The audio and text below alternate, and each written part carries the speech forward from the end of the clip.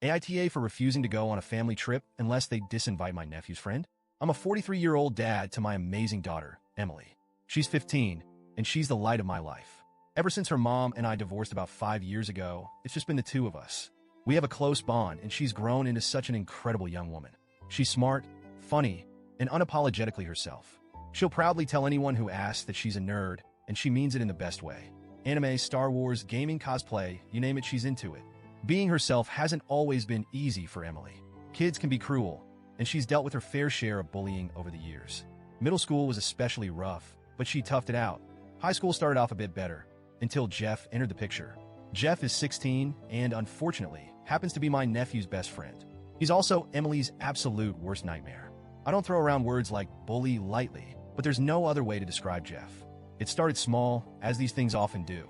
He'd call her names in passing or make fun of her interests. At first, Emily shrugged it off. She told me she could handle it and even laughed about it, saying, "It's not like I haven't heard it before, Dad." But it didn't stop there. Over the past 2 years, Jeff has taken things to a level I didn't think was possible for a kid his age. He pulls her hair, rips her clothes, and deliberately destroys her belongings. The worst incident happened last year.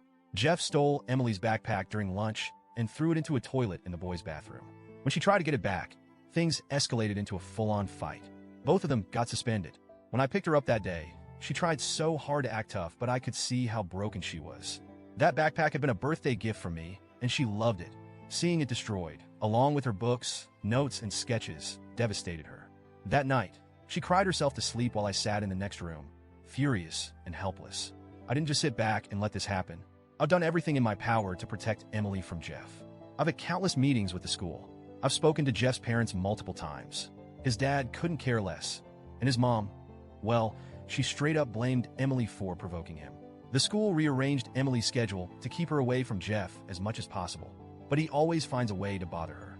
He waits for her outside of class, intercepts her in the hallways, and even messes with her stuff in the cafeteria. It's like he has this twisted vendetta against her, and I can't figure out why. Now here's where things get messy. My family has this tradition of taking a big vacation every year around the holidays. It's something we all look forward to.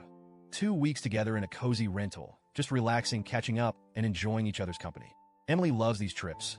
It's one of the few times she gets to hang out with her cousins without the stress of school or social drama. We've been doing it for years, and I've always appreciated how close it's kept us as a family. This year, we're supposed to leave in a week.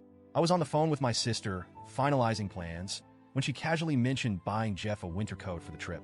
Wait, what? Jeff is coming? I stopped her mid-sentence, trying to process what she'd just said. Why is Jeff coming? I asked.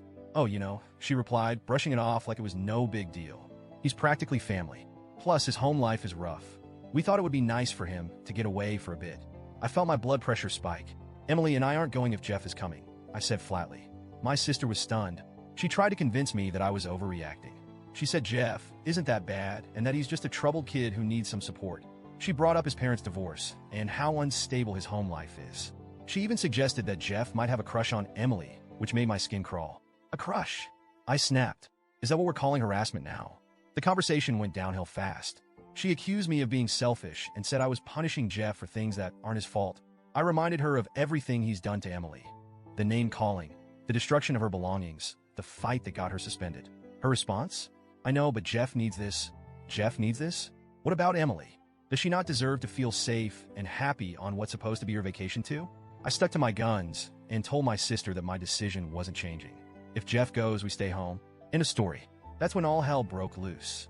The family group chat lit up like a Christmas tree. My parents are begging me to reconsider, saying the trip won't be the same without us. My brother chimed in with the classic boys will be boys line, which made me want to throw my phone across the room. Meanwhile, Emily overheard part of the conversation and started panicking. She asked me point blank if Jeff was going, and when I hesitated, she broke down. It wasn't just tears. It was a full-blown panic attack. Hyperventilating, shaking, the works. I held her and promised her that she wouldn't have to go anywhere near Jeff. It took her hours to calm down, and even then, she kept asking, "Are you sure? Are you really sure?" That was it for me. My daughter's well-being is non-negotiable. I'll admit, I feel bad for Jeff. I've seen his home life, and it's heartbreaking. His dad barely acknowledges his existence. And his mom, well, let's just say she's not exactly nurturing. No kid should have to grow up like that. But at the same time, why does Jeff's need for a break trump my daughter's need to feel safe? Why should Emily have to spend 2 weeks trapped in a house with her bully just so Jeff can have a nice vacation? My sister and parents don't seem to understand this. They're treating me like I'm the Grinch, single-handedly ruining Christmas. But in my eyes, this isn't about tradition or family unity. It's about protecting my daughter. So, Reddit, AITA?